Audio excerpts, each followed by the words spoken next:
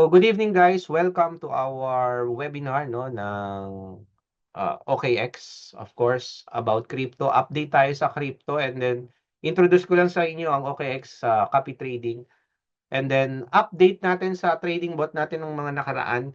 So, pag-usapan natin 'yon. Pero gusto ko lang pakita sa inyo guys, lalo na doon sa mga makikinig ng recording ngayon ng webinar na 'to, na meron tayong exclusive GC na sa OKX. Dito natin ilalabas yung ating mga tips, mga question about OKX, and then dito rin natin yung i-update yung trading bot, magkano na yung kinita ng trading bot natin. Siguro yun muna tayo para magkano yung kinita and then technical analysis and then copy trading. Sino ba yung mga magagandang i-copy trade sa OKX? Silipin natin mamaya sa marketplace. Kung may tanong kayo about OKX, ama tayo, anything you want to ask, pwede naman. At ngayon, i-discuss natin yung update. Ano nga ba yung naging update sa ating OKX trading bot? Actually, kinlose ko na, hanapin ko lang guys ha. Okay, ito. Kinlose ko na yung saglit ha. Ayan, makikita nyo naman, kumita na ako ng $73. Okay, $73 yung 150. May kinlose ako na bot, hindi ko lang maalala kung mga dalawa yon kung makikita nyo, dalawa, tatlo. Kasi nag-negative muna nun. Pero maliit lang, hindi ko kasi pinapalaki ang negative ng bot. Ito, double check ko nga ngayon eh. Kung dito,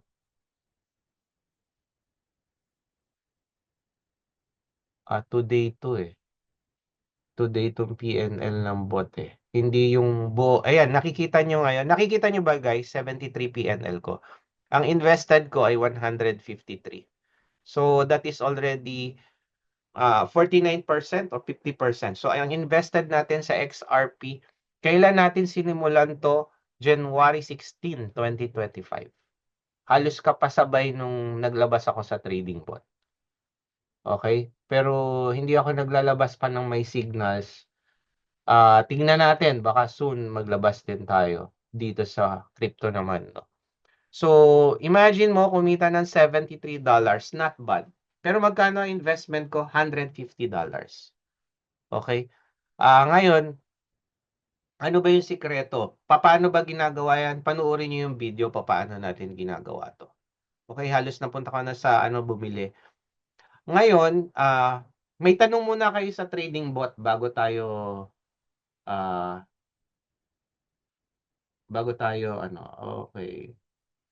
No need sir i-erase yung old natin, no? Gamitin nyo yung bago. Okay, makikita natin kasi yan kung active. So dito, nakikita nyo ba yung $74? Kung nakikita nyo yung $74 na income natin, can you type 1? Can you type 1 please?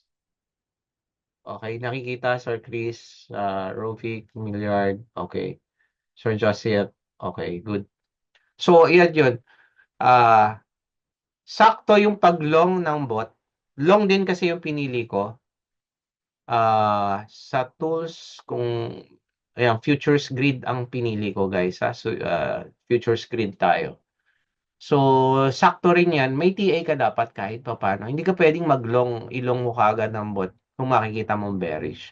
Sakto yung XRP natin, ano ba to? 116. So, tingnan natin ha para i-sure ball natin yung mga nangyayari sa ginawa natin. So, XRP, hanapin ko lang si XRP. XRP ng OKX. XRP, OKX. Perpetual, mas maganda, ano? Saglit lang, guys, ha? Okay. Yan, spot. Dito tayo sa spot. Spot yan, eh. Futures nga pala. Futures grid nga pala yon. Uh, Futures, okay. So, kung makikita nyo, yung ating XRP, talagang nag-boom yan eh. Alam nyo ba bakit kung good news lagi sila nitong nakahuli. Kaya imaginin mo kung nung last November lang, no? Nandito ka, 0.6 yan. Nag-ilan na pera mo? Okay, nag $3 and 0.1 na. Pero bumili lang si Bot ng 16. So, puntahan natin ng 2 hours para medyo kita natin. So, nung 16. So, 16 is, yan, maganda yung bili ito. O, kita nyo kung sakto yung ating ano, may FBG. Okay, may FBG dyan. 2 hours yan, ha. Okay.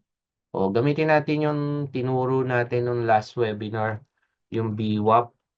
Kaya lang, no, no, no. 2 hours to. Medyo, ano, ayan, o, ganyan lang ang BWAP sa 2 hours.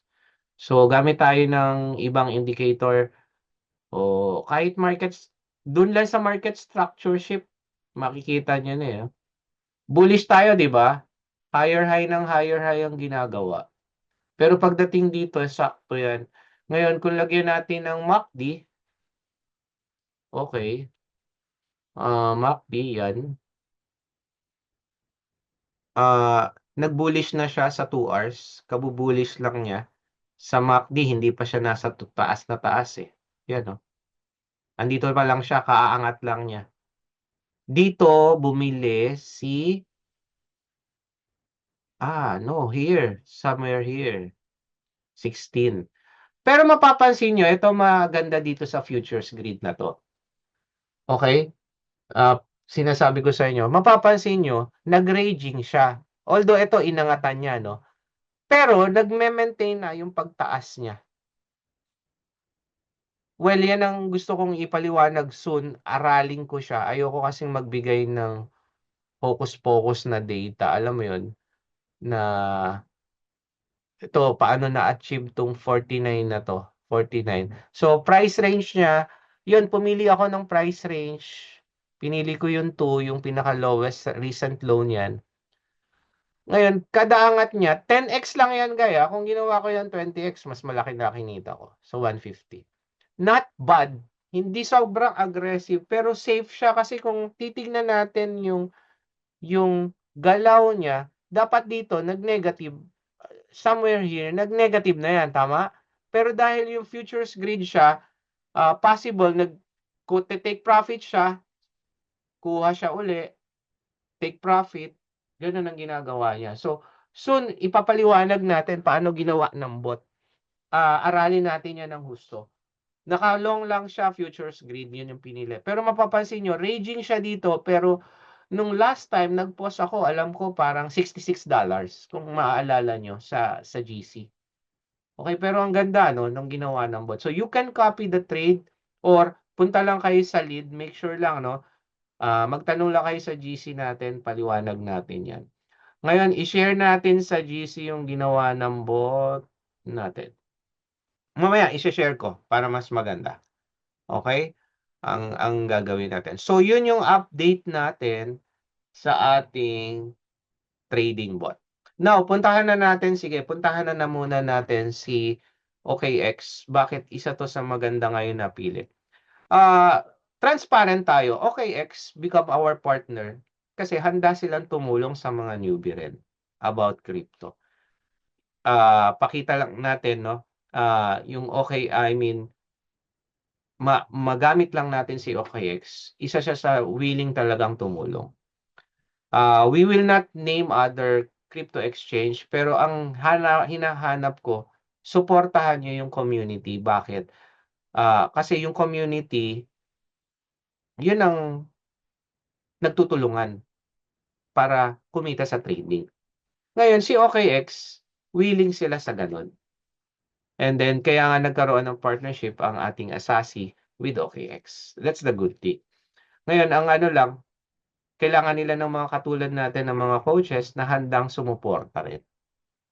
Una, learnings. Papaano? Customer service, tumutulong na rin kami in somehow. Pero more on technical side sa pagtitrade. Kung paano gagawin mo, paano ka bibili. Yung P2P, next time magla-live tayo siguro bibili ng P2P. Titingnan natin kung gaano siya kabilis with a webinar para masigurado tayo. hintay lang tayo siguro within 2 to 3 weeks gawin natin yon. Now, sa copy trading, share screen ulit tayo. Ah, Nasaan ba ang copy trading? Actually, personally, yan ang maganda. Magka-copy trade siguro tayo then tingnan natin ulit ang result. Once na hindi ako nag-update, hindi maganda result. Kung makikita nyo, pero makita nyo yan, transparent tayo. Sinasabi ko sa inyo na, oops, teka, kaya ako nag-close ng ibang pairs sa trading bot, hindi maganda ang ginawa ng bot. Pero maganda ang pinagawa ng bot sa XRP. Kung mapapansin nyo, dito bumili ang bot, sumabay na, kinuha na at kinapi natin yung bot na yon somewhere here, January 16.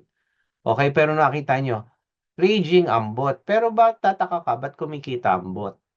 O dahil syempre yan, sa grid na tinatawag, which explain natin thoroughly kasi kailangan ko makita yung history ng pagte-trade niya.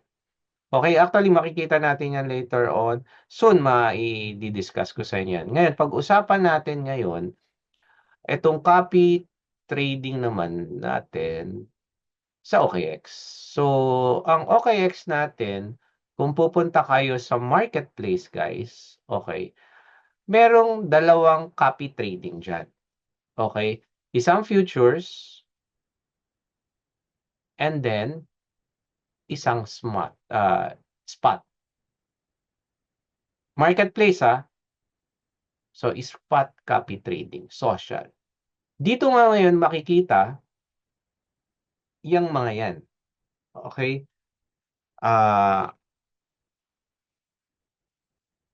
Ngayon, actually maraming ano dun maraming, ayan, pati nga yung bot, no? Makikita natin. Now, dito sa katulad nito, isa sa personal na tinitignan ko, syempre, PNL. Okay, ito yung overview niya makikita mo ngayon eh. Ngayon, pagka sinabi mo namang AUM, yun yung asset under management in trading, investing, refers to the total market value ng financial asset. Okay? Yun yung AUM niya. Total market value niya. Okay? In behalf of the client. So, kasama na yung mga ilan ang nagpa-trade sa kanya. So, sabihin natin, sa madaling salita, ilan ang nagtiwala, ilan yung kapital na nilagay nila. Yan yung mga total, AUM. Okay. Ngayon, ako, personally, tinitignan ko, yung win rate, mahalaga para sa akin. Hindi ko mapansin dito yung drawdown. Although, kung gaano yung binababa. Pero para sa akin kasi, isa sa mga pwede mo rin tingnan guys, yung dami ng nagte-trade. Ayan o, copy trader PNL. Yung PNL mismo ng kumukopya. Pwede kang mag-filter dyan. Sa futures, meron din tayo sa spot. Ayan. Kokopyahin mo lang anong inaano nila. Well, sige, gawa tayo. For the purpose of this video, wala ngayon ang ating daily. Ayan o. Dahil nga ang daming bumagsak sa mga coin natin. Iniisip ko kung anong bebenta ko. Palagay ko render, magbabawas ako ng render. Pero babalikan ko to kasi favorite ko rin ang render. Isa yan sa AI na maganda. So, nakakasunod ba? Baka salita ako ng salita. Can you type 3? Sorry, nawala sa isip ko kayo. Can you type 3 kung nakakasunod tayo? So, sige, benta ako ng render. Paano ba ginagawa ko? Actually, pwedeng shortcut eh. Convert ka lang. Render. Yan, render. So, siguro, 15 render. Okay, equivalent niya 102 render. That's good. So, free view. Okay, and convert. Okay, convert. Nagbenta lang tayo ng render. Pero bago yan, okay, bago yan, 15 ba yun? Nag-update ako sa portfolio ko. Pero ito, different, ano na to, wallet.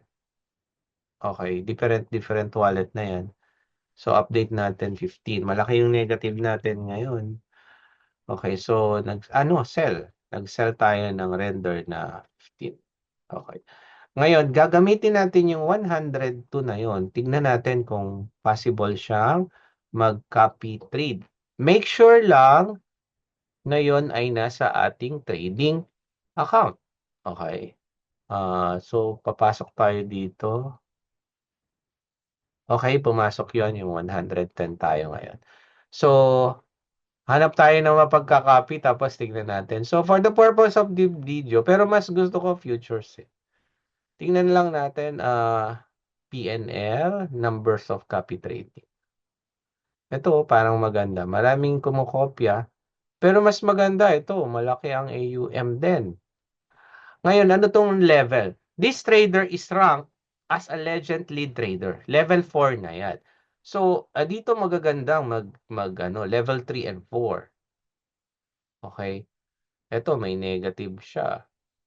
Okay, so yun yung mga titingnan natin. Pero dito tayo sa PNL. Mas gusto ko PNL. Short niya, long 1.3. Ito, negative na yung X niya. Okay, so talagang mas copy trader PNL ang mas gusto ko. Yung kumokopya kasi nakikita mo. Type ko to, kopyahin na, kaya level 1 to. Ito, well, tingnan natin. Okay? Click mo yung copy, last 1 year. Ayan, pwede mo rin tingnan last 30 days. Profits loss ratio, 15 ang profit niya. Day with loss, 5. Days with profit, 23. Not bad, 'di ba? Okay. So, tingnan natin kung paano natin siya ika-copy. So, walang following siya ngayon. Hindi, pina-follow niya pala 'yun. Okay, okay. Kung ika-copy natin 'to, tingnan natin ang minimum. Okay, total investment 50 lang, 55. Oho. I have read, hindi siya nagka-copy kasi minimum niya is 500. So, doon magkakatalo pala tayo guys, no? So, make sure lang na makita nyo yung futures na ika-copy nyo kung magkano ang minimum. Which dapat makita natin siya. Show original. Wala siya dito na minimum na nakalagay. Pero, let's say this one, i-check ko kung makakopy natin siya. Oh, 1,000 naman ang minimum nito. So, that's it. May mga minimum siya. So, once na magkaroon tayo ng funds na pang ano. Kaya lang ito, ongoing orders, may negative. Ito, pwede nyo rin silipin to. Ngayon, sa spot trade, pwede nyo rin silipin yan. Gagawin ko guys, hahanap tayo ng magandang i-check natin yan, yung mga ongoing orders na yan, kung gaano. Kasi, kung marami siyang ongoing, cross siya, hindi mo makita kung ano to. Okay. Hindi siya magandang kopyahin na marami pero at least dapat isa lang o dalawa. Makikita mo yan, yung risk management niya through futures copy trading. Pero ako personally, kung ako dito ako sa copy trader PNL, para yung kumokopya talaga sa kanya, makita mo rin. And then, makikita naman mo dyan, katulad nito, magkano ang minimum nito. Ito, 600 ang minimum. So, normally, 500 ang minimum. Once na magkaroon tayo 500, igayahin natin to. Copy tayo. Pero pag-aaralan ko, and then magbibigay ako sa inyo. At least alam nyo na ngayon kung paano mag-copy. Pero kaya nyo rin pag-aralan. I-check nyo yung ongoing orders. Katulad nito, hindi siya maganda performance niya. Okay, pero hindi siya pala order, no? Yan. Pero tignan nyo rin kung gaano siya ka-active within 30 days, ha? Katulad niyan, days with profit, 11. Days with loss, 3. So, pwede nyo rin tingnan yan. Okay? Then, hanap tayo ng mahusay. Kung gusto nyo palagay ko sa spot trading naman, pwede tayong mag-copy trade sa spot. Yun na lang. Palagay ko, not sure lang kung magkano ang minimum nila. So, copy nito, 182 na. Spot trading to. Baka ang minimum nito ay, eto, 100 ang minimum. So, kuhanin natin to. Ano muna tayo, hanap muna tayo ng mga ongoing orders. Yan. Positive siya sa ADA. Wow. Floating niya, very nice. Parang masarap itong kopyahin. Ayan oh, yung ADA niya, malakas. Okay, then sa spot siya. So, spot copy trading, pinakamaraming copy trader PNL niya. Ito, try nga natin to. Okay, nakakasunod ba? Ongoing trade niya, puro negative. Maganda pa yung kanina, no? Ganun lang, pero kuha tayo ng isang copy trading. Gusto ko lang makita ang mangyayari. Okay, PNL na nga tayo. Iba kasi ang ano, futures eh. Malaki lang, 500 ang minimum ng futures. Ah, pero ito try natin. Copy natin 'to. 100 ang minimum, sige. Go tayo. Buy existing asset, then copy. Okay? So yan, Smart Sync natin, copy trader. So tingnan natin kung anong magiging experience natin, view and details. So pwede nating i-view ang details ng nangyari. Saan niya tayo kinopya? Okay. Yung XRP tsaka ADA niya ang kinopya niya. Okay, ayan ang ongoing trade ko with eto, SmartSync. Baka yun. So let's see kung ano mangyayari. So yan ang pag-copy trade. Sabi ko nga guys, ipaliwanag ko lang sa inyo. With this, itong mga copy trading na to, this is just an alternative passive income. Pero hindi ka dapat doon mag-base. Iba pa rin yung ikaw mismo yung nagte-technical analysis. So speaking of that, I'll discuss to you right now my perception, ano ba talaga nangyayari ngayon, ba't bumabagsak. Pero tumaas ang Bitcoin, no? Pero kasi, ito yung sinasabi nating flow, no? Hindi pwedeng pagtaas ni Bitcoin, oo nga, tumataas lahat.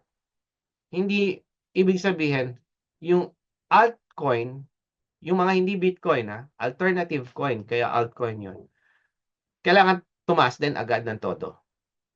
Normally, may flow yan. Pinakita ko yan sa isang, ano natin, Bitcoin, Ethereum, altcoin, meme coin. Doon siya gagalaw. Now, paano natin pwedeng ma ma-discuss muna yon? Ano ba nangyayari talaga, coach, sa market? Pataas ba talaga? Pababa? So, punta muna tayo kay Bitcoin. Bibigyan ko kayo ng idea kung anong ginagawa ko. Bine-base ko yan sa halving. Kahit basic lang, wala tayong ano. Bitcoin tayo. Bago yan, sorry, lumipat ako ng topic. Hindi ko kayo tinatanong. Nakakasunod ba? Kung nakakasunod tayo, yung copy trading, may question kayo, type 1 kung okay kayo. Move na tayo sa next topic. Type nyo yung tanong nyo kung may tanong kayo. Salamat, Sir Joseph. Mabilis si Sir Joseph. Meron pa? Salamat, Sir Chris, Rovic, sino pa? Wala nang nag-response? Okay, no issue. So, okay, nakakasunod. Ngayon, punta na tayo ngayon dito kay Bitcoin. Ano ba ang nangyayari ngayon sa ating Bitcoin? Okay, ang nangyayari ngayon, gawa siya ng gawa ng higher high natin. Kung mapapansin nyo, sa day time frame tayo, day time frame, kahit week na eh. O sige, dito na lang muna tayo. Actually, yung iba, ito ang tingin dito. Gawa muna ako ng trend. Nakita niyo yun, yan, yan ang naging tingin, binasag niya. Yung iba naman, pag ito ay bumaba, ano tayo? Double tap. Which tag-e-expect ang iba. Tsaka tayo maglalabas ng ano, ng Elliott Wave soon sa GC na natin. Okay? Tingnan ko yung mga this week kung anong perception natin sa ibang mga coin. Ibabasa ko. Basta crypto. Sa ko, OKX tayo. Now, somewhere here, kung mapapansin nyo, marami-rami tayong imbalances. Yan ang ine-expect ng karamihan din bago siya umangat. Hindi natin ma-predict ang market talaga. Pero through history, okay, through history, nakikita natin ang galaw ng market with the help of halving. Okay, so sa week natin gagalawin yon. Ano ang nangyayari after ng halving? Nung April, nagkaroon ng halving, nakita nyo naman, umangat si Bitcoin. Okay. Nung March o April, okay, o May, sorry, May din siya, no? May, malaki ang inangat ni Bitcoin. Sabihin na natin, ito ang inangat niya. Okay. Kung ito ay magkakatotoo, masyadong malaki. Okay, pero sa gold batch trading, around 180 lang yung possible ilaki. Ngayon, ah meron tayong sinasabi, baka bumaba pa. Ngayon, tingnan natin ha.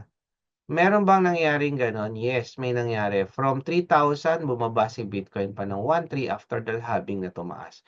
Hindi pwede yan diretso tuktok agad. Merong retracement. Kung gagayahin niya to, medyo malaki-laki. Matagal-tagal bago mag-retracement. Yun yung sinasabing masyadong malaki naman. Ngayon, regardless of this, saan tayo papunta? Ako, personally, there will be a possible retracement pa. Ngayon, sa Elliott wave, tsaka natin, medyo madugo ang Elliott wave. Tsaka natin yan ilalabas. Okay. Tingnan nga natin sa Elliott wave ng indicator to. Hindi ako gaano naniniwala dito eh. Ayan o, medyo pataas siya pero napaka-imposible naman mag 1 million agad yan. Okay. Medyo mataas yan. Ngayon, sa gold batch natin, tingnan lang natin kung nasaan na siyang range, no, ng gold batch. Tingnan natin kung makikita ko yung range niya ng gold batch natin. Well, saglit lang guys ha. Ah,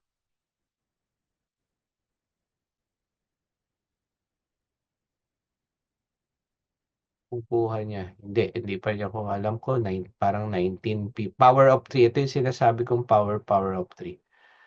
Okay? Sa gold batch, makikita niyo yan sa 2 hours. Ayun, no? Sa pulse equilibrium. So, definitely we are in a bullish trend talaga. Okay, yan, yung gold batch natin, yung fair value gap level niya, binabalik-balikan niya dito sa 19.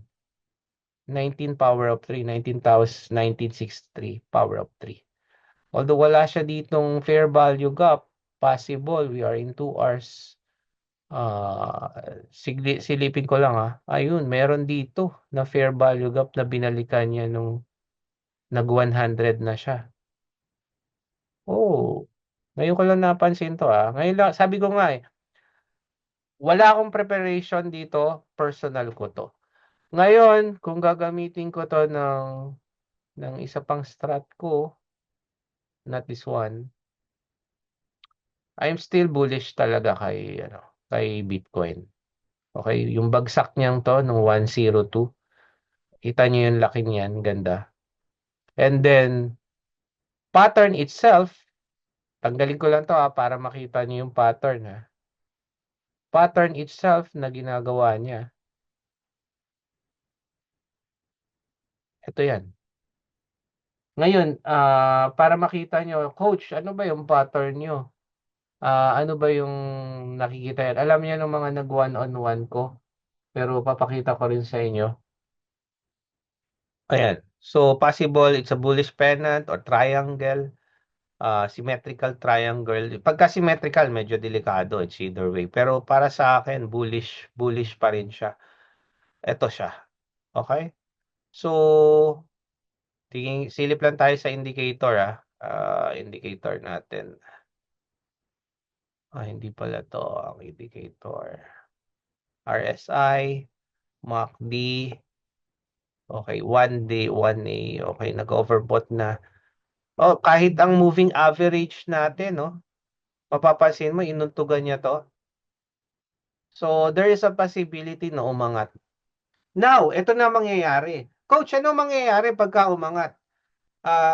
Ako naka-meme coin ako, naka-altcoin ako. If you will see my portfolio, yung sinabi ko nga sa inyo, sa crypto portfolio ko, more on meme coin ako. So, paano mo makikita yung possible niyang galaw? By history naman ng ginalaw ni Bitcoin. Okay. Una, sabi nga natin, kailangan tumaas si Bitcoin, mag-raging siya, susunod si ETH, and then susunod na yung ibang mga coin. Now, ano ba nangyari kay Dogecoin nung mga time na umangat si Bitcoin? Okay, so pupunta tayo ngayon kay Doge. Diyan mo makikita yung galaw niya. Okay, galaw ni Dogecoin nung mga time ng punta tayo ng halving siguro. Kung makikita natin. Hindi, ano na lang. Para medyo mahirap yung ano no, may proco may ano kasi tanggalin ko lang. Sorry guys, saglit lang. Week tayo, week. Ayan, yung angat na yan, then week tayo dito. Okay. Nakita niyo yung galaw ni Dogecoin, halving din tayo dito para lang yung time na nag-halving. Ayan, yung time na nag-halving, okay, May 20, 2021. Okay, umangat na si Bitcoin. Eto yon. January, umangat na nga ng January. Okay, angat na angat. Nung nagpula na si Bitcoin, eto, itong dalawang bar na to. Nakakasunod, guys. Nakakasunod. Yung dalawang bar na to ng Bitcoin, ayan na. Diyan nagpalo rin si Dogecoin natin. Up to May. Tapos, unti-unti nang humina. Ayan, bumaba na. So, 0.4, bumaba na si, ano natin, si Dogecoin. Kay si WIF din, ganon. So, mapapansin natin, we are expecting, kung tayo ngayon ay January dito, totong angat na to, medyo malaki na yan eh. Part na yan ng bull run eh, yung angat na yan. So, meron pa tayong kalahati pang inaabangan. Let's say, nandito tayo eh. Yan. Wala tayo, ito yung retracement na nakita natin. Nakita niyo yan? Retracement na to eh. Possible retracement. Sabihin natin fractal to nito. Kung bababa pa yan, mga 82. Pwedeng mag-fractal. Yung fractal guys, para sa mga newbie, ibig sabihin, yung galaw nito, ginagaya niya lang dito.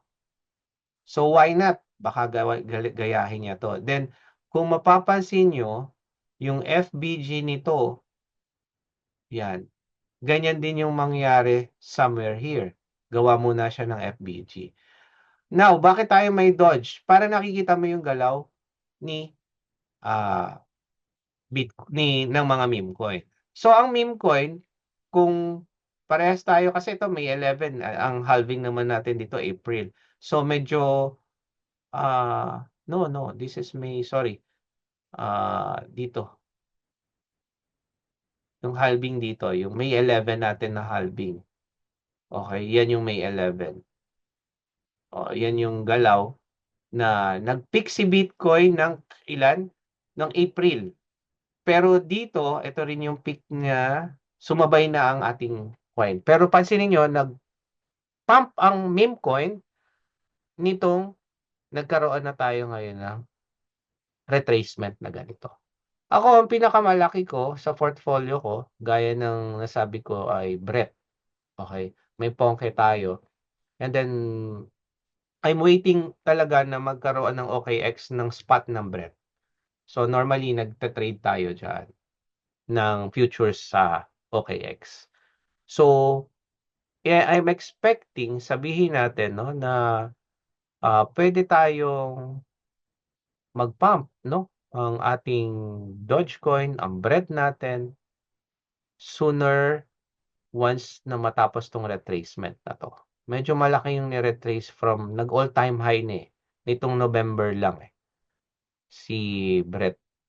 Okay, bagsak siya buong December. And then eto inaantay natin kung hanggang saan yung baba. Medyo hindi pa tayo nakakakita ng bullish sa Brent o sa ibang meme coin. Ang Trump, expect niyong bababa yan. Actually, it's either eto na yon or bababaan niya pa yung 18 and 19. Naging masyadong yung galaw ni Trump, masyadong yung pagkaupo ni Trump, no, although pro-crypto yan, pero gumalaw ang market pagkaupo niya. Gumalaw na ang market nung nanalo siya, then pagkaupo pa niya. So, expect more na galaw tong mga darating na to. So, I'm still bullish. I'm waiting na ang Bitcoin natin tumaas. Ako personally 180. Okay, 180 to 200. And then ang bread ko personally $2 to $5, $2 to 5. Magkano ang bread ngayon? 0.7. I'm expecting dito 2 to $5. Okay. Pepe, yan. Makita nyo naman yung portfolio ko, pinopost ko yan dati. Kaya lang syempre for the security, hindi na natin pinapakita pagka lalo na tumataas na siya. Okay? So, ngayon ang good news lang natin with the help of OKX, magtutuloy-tuloy tayo ng ganito. Titignan natin yung market, Bitcoin update, copy trading, lahat na. Every other 2 weeks, in between gumagawa rin tayo ng video. So I hope yung ganito kahabang video, yan may analysis siguro once a month gagawin natin yan. Then ama tayo ngayon, kung may tanong kayo, anong tanong nyo about crypto, about OKX, I'm here to listen and answer your question kung kaya ko. Kung klaro kayo sa inyo ngayon, can you type 8 kung klaro lahat? Klaro po ba lahat? Type 8. Kung wala naman, kung may tanong naman, i-type nyo lang yung tanong o mag-unmute na kayo ngayon. Okay, so I hope guys, no, ang daming nag-type na ng 8. 1, 2, 3. Waiting for somebody or someone na magtanong ng new pa lang, ayan. Okay, new pa lang. Alam nyo, Ma'am Maris, sa totoo, crypto is very volatile at ngayon lang siya naging regulated. Regulated siya meaning part na siya ng stocks ng ang Bitcoin, Ethereum, and then we are expecting yan, XRP. Kaya ako bumili ng worth ng $1,000 XRP. Naging $3,000 $1,500 na XRP. Naging 3,000 na siya. Yan, nasa ano natin, nasa OKX yan. Binili ko yan, tapos nilipat ko na nung nasa OKX na ako. Pakita ko lang sa inyo guys. Ito ba yun? Ito. Yan. XRP kasi ang ganda ng good news nito ng XRP tapos nung nanalo. So, I have 3,100. Alam, sa pagkakaalala ko, binili ko to, ano pa eh. Nung nag-good news lang, parang panahon lang ni, nanalo, November or December. Okay? Binili ko yan. Hindi yan 3,000 dati, mababa yan. Okay, so yan lang siya. At least naiintindihan na kukuha nyo na kung paano rin ako maglaro. Maganda rin kasi ngayon, this is time para bumili. Wala pa tayo sa peak season ng bull run. Okay, ito yung time. Kaya yung iba, yan, magulat na lang kayo, mag 150 ang Bitcoin. Pero watch out nyo lang yan. Ngayon, paano ba ako mag-TTA o kayo? Pagka magte-technical analysis kayo, tignan nyo rin sa higher time frame na 4 hours, huwag na kayong titingin sa mga 15 minutes ha, kung long hold kayo tapos magbebenta kayo. Ako naka-long hold ako. Pinaliwanag ko na yan dati. Nag-try ako medyo buy and sell spot. Nakikita ko yung fees, trading fees. Maliit lang naman ng OKX, isa yan sa mga maliit. Makikita nyo yan sa CoinMarketCap din. Okay. Pero hassle lang eh. Gusto ko yung less stress. Kaya pagka bumaba, bili ako. Dollar cost averaging. Kasi may target price ako. Like Brent, my target price is Brent $2, $3, $4, $5. Pagka dumating na yun ng 2, magbebenta ako siguro 20%. Pagka dumating na yun ng 3, benta uli. Ganun lang. Ngayon, pagka nakita ko, TA ko, teka, pabagsak na to. So, we are expecting, sana nga, May, June, maximum yan.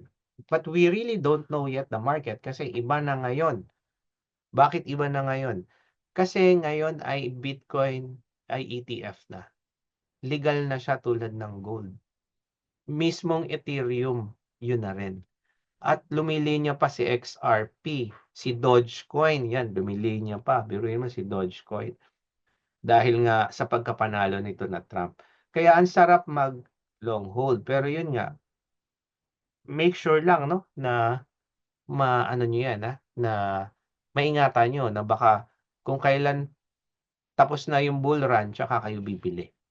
Okay, so maganda lang sa crypto na spot, safe, hindi sobrang volatile. Hindi ko sinasabing risk-free, no? Hindi siya kasing ano ng futures, nagte-trade ka kahit na sa forex, sa ano, lalo na naka-leverage ka. Tapos dito magfo-futures ka ng OKX. Hindi muna ako sinasuggest yan sa mga UB. Pero yun nga, meron tayong trading bot, mga passive income, copy trading, pwede nating subukan. So, yun lang guys, no? Pepe, double check ko Parang, tingnan natin mahigpit ang ano ang OKX sa mga ganito, to be honest. Alam ko meron Pepe. Pepe. Spot, yes, meron tayong Pepe. Nakaano ba ako? Hindi pala ako naka-share screen. Teka lang punta ako sa share screen. May Pepe guys. Pepe. Ayan, spot makikita nyo. May futures. May earn ang Pepe. Ayan. Simple earn. Kikip nyo lang dyan. Meron kang APR. Okay. Tapos, may bot din ng Pepe. Pwede kayong mag-USDT, spot grid, futures grid. Ayan, backtest APR niya. So, bibili ang bot ng futures grid. Sa futures grid, Pepe USDT. Kailangan nyo USDT dito. Ano pa ba? Yan lang. Ano pa? Ang RON ang favorite ko pala dito. Yung Axie. Pero ano kasi yan ano ng Axie yan itong RON. Yan yung utility token nila. Parang Binance, BNB. Ngayon, lahat ng mga games ngayon na nasa Axie World, nasa Mavis, ay nasa Ronin network, kailangan may RON. Doon umiikot. Kaya gusto ko yung RON.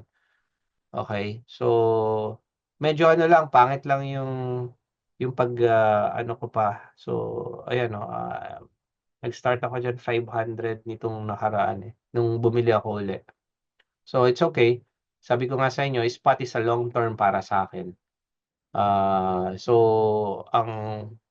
silipin nyo na, nag-30 na to, 37 sa ayan, ang peak niyan, makikita nyo 90 days. Ayan, 37, 340, bumagsak ng malaki. Bili lang ako ng bili pagka bumabagsak. Actually, coach, ba't di mo binebenta? Sayang naman. Pagka matagal na kayo, maintindihan nyo. Ayoko kasing, pwede kong gawin yun kung gugustuhin ko, pero mas pine-prefer ko sa peak ako ng bull run magbebenta. Less stress na kasi nagpo-futures na ako Nagte-trade na ako sa futures. Ayoko na ng sakit sa ulo rin. And then yun nga, kahit minsan malaki yung difference ng pagbebenta mo, dahil sa malaki yung amount, malaki rin yung fees.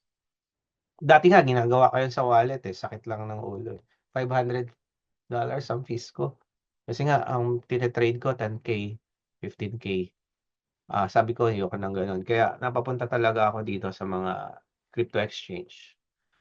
Okay, ngayon, gusto nyo trade kayo, marami tayo dyan na iba pang mga coin. Ano pa tanong? Maganda yung mga tanong natin. Gusto ko yan. Nasaan na ba tayo? Zoom. Sharing, meron pang tanong yata. Bonk! Okay din ang bonk. Kaya lang, hindi na ako naging interested sa Bong. Wala akong news kasing gaanong nababalitaan sa kanya. Dapat kasi, ayan, nasabihan ko, WIF, alam ko meron dati. Kumita ako ng maganda sa WIF. Pero ang nakikita ko ngayon guys, Dogecoin, kasi nga si Elon Musk, malay nyo, merong gawing Himalayan, hindi natin alam.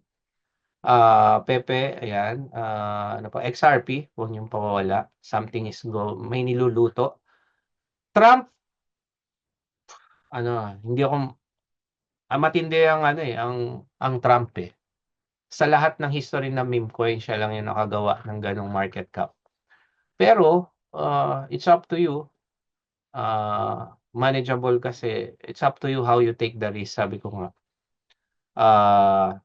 Pero number one sa akin is Brett. Ngayon, wala tayo sa OKX na spot, pero pwede kayong kahit times 5 lang na na perpetual sa OKX. Pwede niyong gawin 'yan.